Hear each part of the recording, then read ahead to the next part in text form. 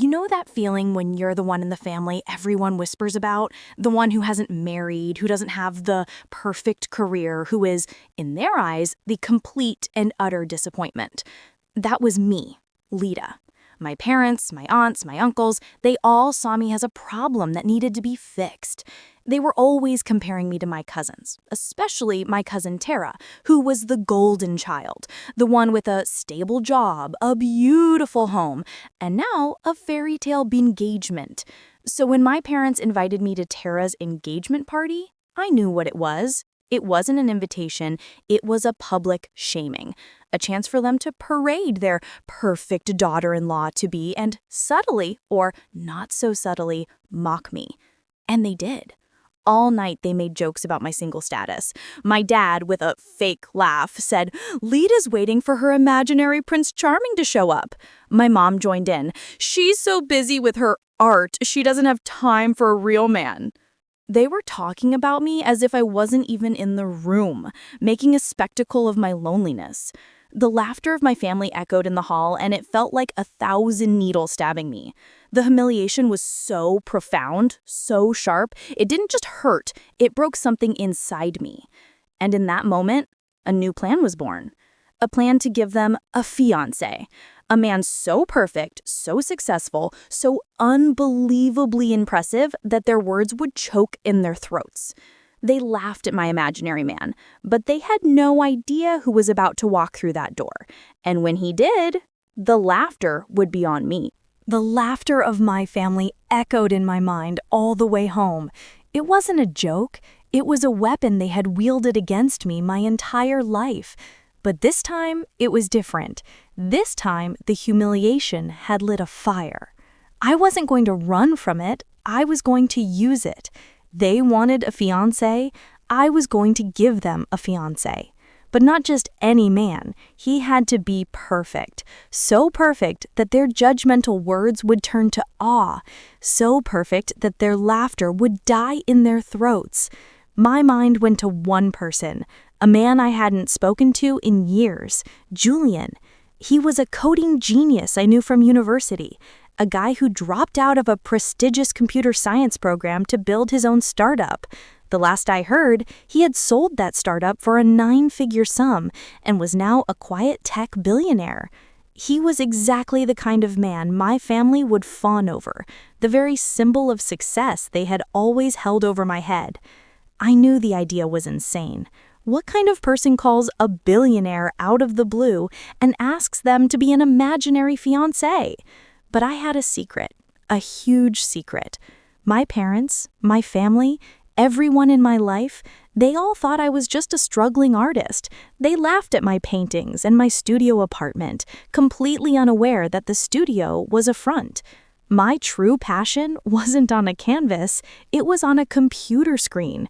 I was a software engineer, and my small, unassuming studio was actually a high-tech lab where I had been secretly developing a revolutionary AI platform. My company was a pipe dream, a high-risk bet, but it was a pipe dream with the potential to be worth billions. I called Julian, my heart pounding in my chest. He was just as I remembered. Calm, confident, and with a mischievous streak. I laid out the most ridiculous proposal of my life. I needed him to play my fiancé at my cousin's upcoming wedding. For payment, I offered him a small percentage of my company, a company I told him was a promising startup. I expected him to laugh in my face. Instead, he was intrigued.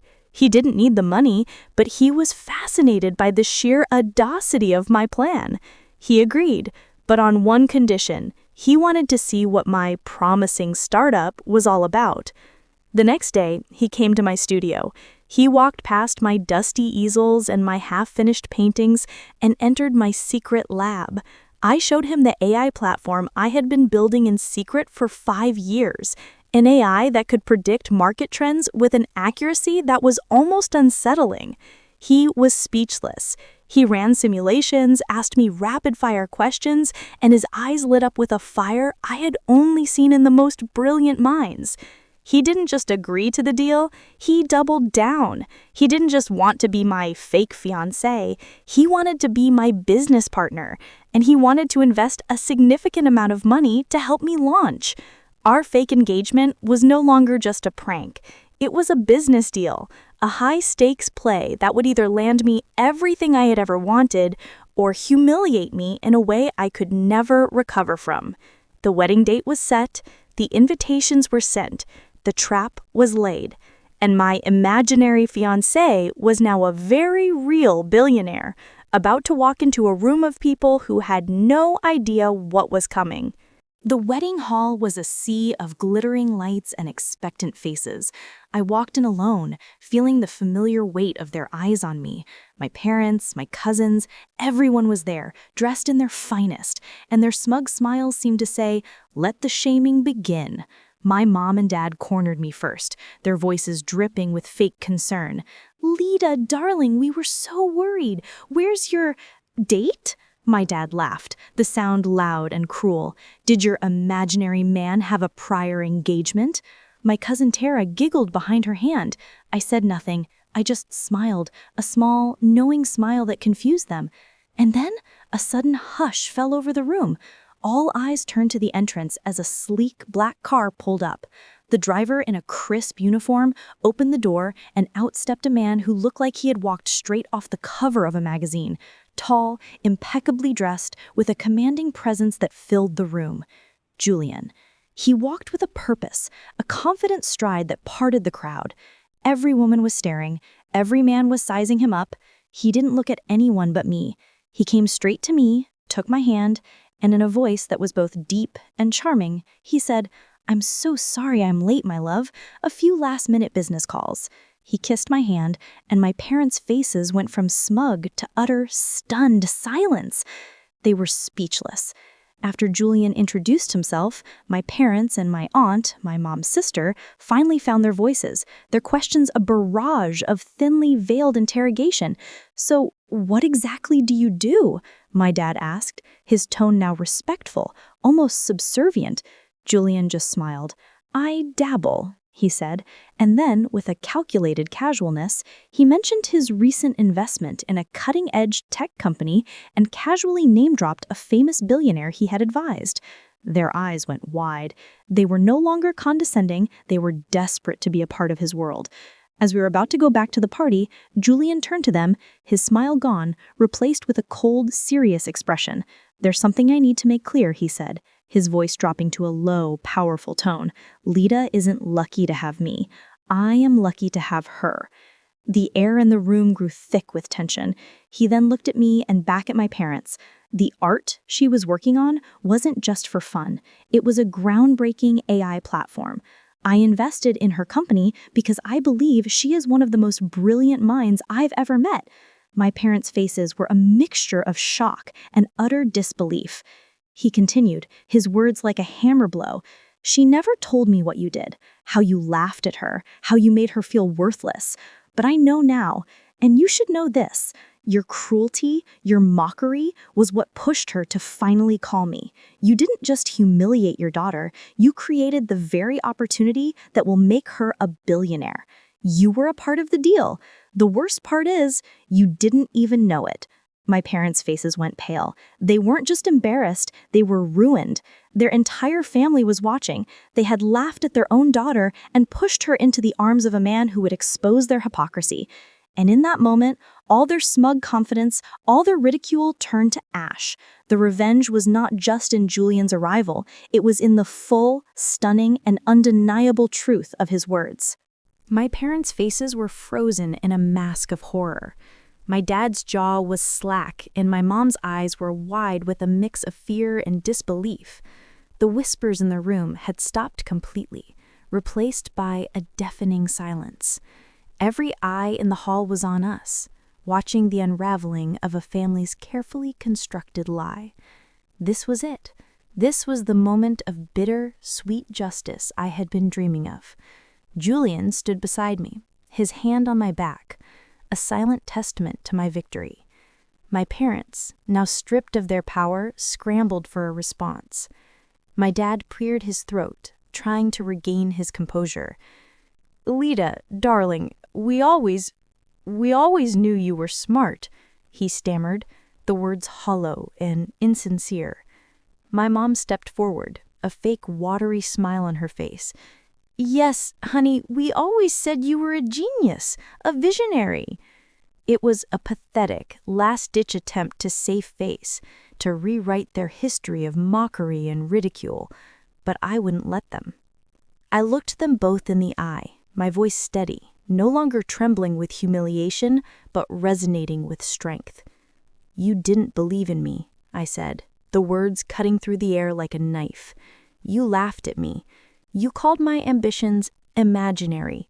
You only believe in me now because a man with a 9-figure net worth is standing next to me. Your love and your praise are conditional. They're only given when I meet your standards of success." The raw honesty of my words silenced them. There was no more pretense. Their shame was a physical thing, and everyone in the room could see it. I then turned to my cousin Tara, the golden child, whose perfect wedding day had been completely overshadowed by this revelation. She was standing there, her face pale, her perfect smile gone. She had been a spectator to her parents' cruelty, and now she was watching the consequences unfold. My family, the one that had made me feel so small, was finally seeing the person I truly was. My revenge wasn't just for me. It was for every disappointment who was told they weren't good enough. Julian then took my hand, a subtle gesture of our unity, our partnership. We didn't need to say another word. We had made our statement. We had exposed their hypocrisy and their cruelty for all to see. With every step we took toward the exit, the whispers started again. But this time they weren't filled with laughter.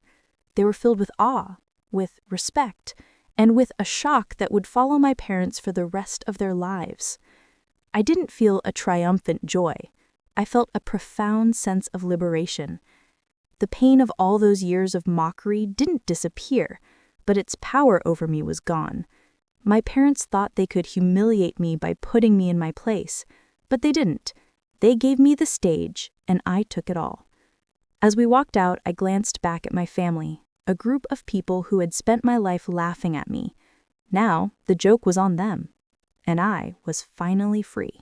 As the car pulled away from the venue, the silence inside was a stark contrast to the chaos we had just left behind. My parents' horrified faces, my cousin's stunned silence, the judging whispers that had turned to awe, it was all a blur now. I sat back, the adrenaline fading, replaced by a profound sense of emptiness. I had won. The revenge was complete. But it didn't feel like a victory. It felt like I had buried a part of my life, a part that had always longed for my parents' acceptance. Julian, my silent partner in this grand performance, looked over at me. He didn't say anything about the scene we had caused. He didn't ask if I was happy. Instead, he simply took my hand. "It took courage," he said, his voice quiet, "to build what you did in secret and then to expose it all to the people who underestimated you the most. You never needed their approval. You just needed to realize that for yourself." And in that moment, the true lesson of this story hit me. The imaginary fiancé wasn't a person. He was a symbol of my hidden strength, my secret worth. My parents had laughed at me and called my ambitions foolish, but their laughter, their cruelty, was the very thing that pushed me to build a different life, a life they couldn't control or tear down. This story is not about the revenge I got. It's about the peace I found. I didn't just win an argument. I won back my sense of self. I am no longer the disappointment, the girl who sits alone at the kids' table. I am a tech entrepreneur. I am a partner, and I am finally free. They gave me a role to play, a girl with an imaginary fiancé, and I took it and made it my own. The revenge was bitter, a necessary act to heal a deep wound. But the justice, the freedom that came after, was worth every single moment of pain. My parents are left to deal with the public spectacle they created, a family torn apart by their own greed and lack of empathy. My journey with Julian is just beginning. We are not just business partners, we are a team, building a future on a foundation of mutual respect.